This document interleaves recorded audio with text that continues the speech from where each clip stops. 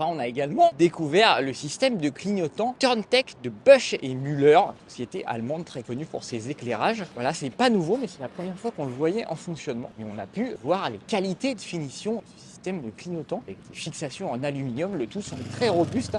On a les deux clignotants avant qui viennent se fixer au guidon. Le clignotant de gauche intègre la commande. Le clignotant arrière va se fixer au porte-bagages. Avec les clignotants sont placés sur des bras souples pour éviter qu'ils soient arrachés lors des collisions. Par exemple, si on gare son vélo sur un parking, le fonctionnement est simple. On appuie une fois sur un bouton, ça clignote 10 fois. Si on reste appuyé, on va pouvoir maintenir le clignotement indéfiniment. Et si on appuie sur les deux boutons, on aura les feux de détresse. Voilà, on a été surtout marqué par la puissance de l'éclairage LED qui est vraiment très très puissant. On rappelle que les clignotants sont autorisés depuis l'an dernier sur les vélos. Donc c'est quand même très très récent. Et même si on pense que mettre le bras pour tourner, ça reste quand même plus visible de la part des automobilistes, il y a des gens qui ont du mal à lâcher la main, notamment sur des gros vélos comme ça, les gros vélos cargo, biporteurs. Des fois, c'est plus compliqué de lâcher la main. Clignotants Turntech de Busch et Müller sont déjà disponibles et sont vendus environ 200 € et s'installent uniquement sur les vélos électriques puisqu'ils sont alimentés par le moteur et on ne peut pas toujours le faire soi-même puisque parfois, il faut modifier des paramètres dans le logiciel du moteur.